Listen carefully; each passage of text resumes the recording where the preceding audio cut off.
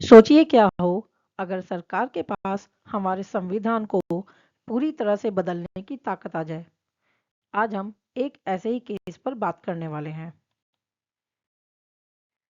Kesavananda Bharti case, एक ऐसा मामला जिसने इसी सवाल का जवाब दिया और सही मायने में हमारे लोकतंत्र को बचाया। तो सवाल बहुत सीधा और उतना ही बड़ा था कि क्या एक सरकार जिसे जनता ने ही चुना है, वो संविधान को इस हद तक बदल सकती है कि लोगों के मौलिक अधिकार यानी उनके फंडामेंटल राइट्स को ही छीन ले। ये वो सवाल था जिसका जवाब पूरा देश जानना चाहता था। देखिए, ये कोई मामूली कानूनी केस नहीं था। ये तो दो बड़ी ताकतों का टकराव था। एक तरफ थी संसद की शक्ति यानी पार्लियामेंट की पावर, और दूसरे तरफ थे नागरिकों के अधिकार। भारत असल में एक दो राय पर खड़ा था।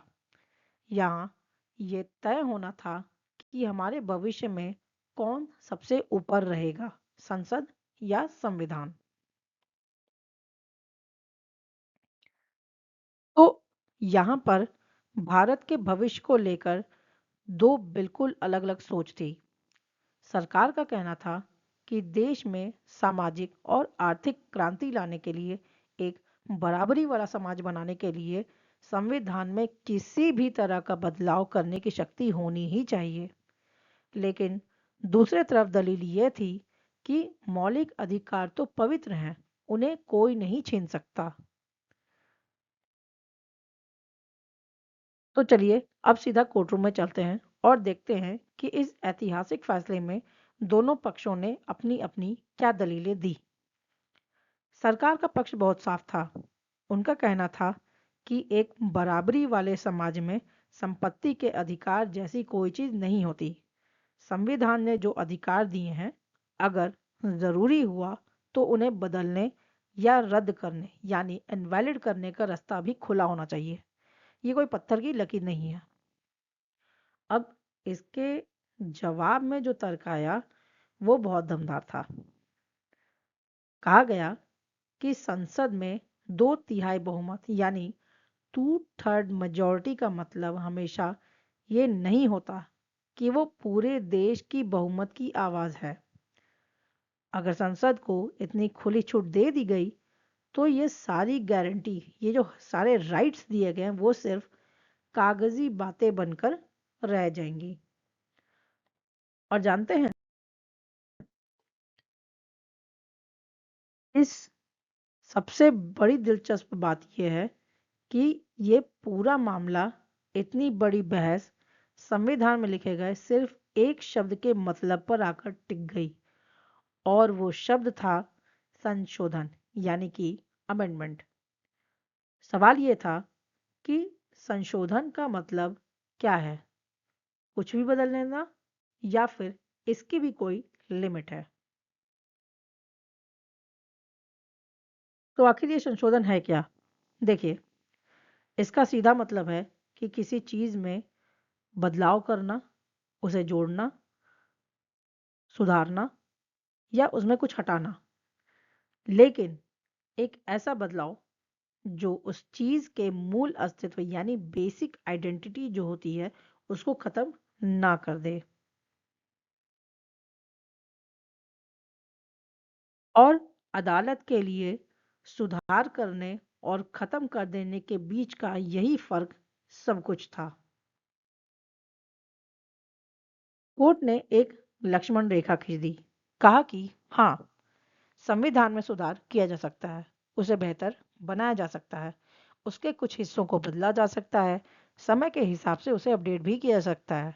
सब सही है, यह सब कुछ अमेंडमेंट के दायरे में ही आता है। लेकिन उसे पूरी तरह से नष्ट नहीं किया जा सकता, और यही इस पूरे बहस का निचोड़ था।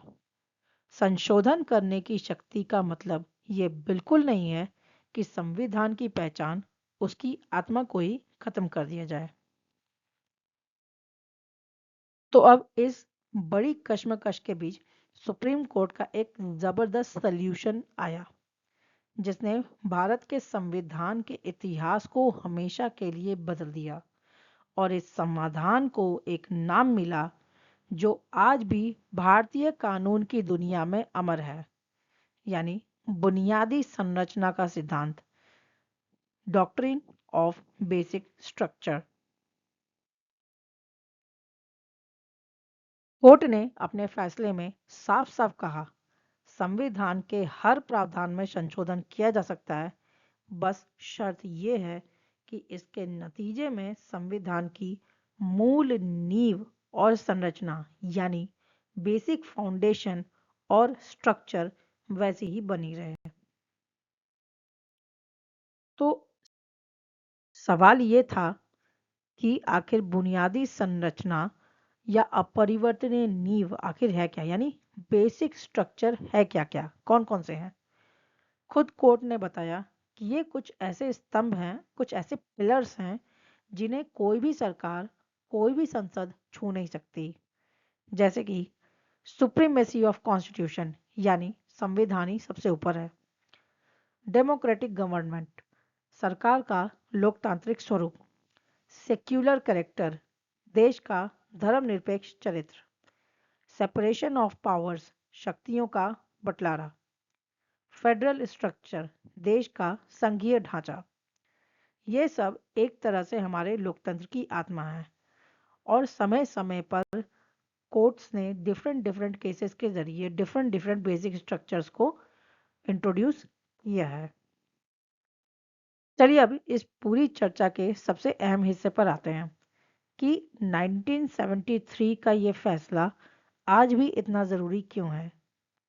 देखिए, इस एक सिद्धांत का असर बहुत ही गहरा और दूर तक जाने वाला था।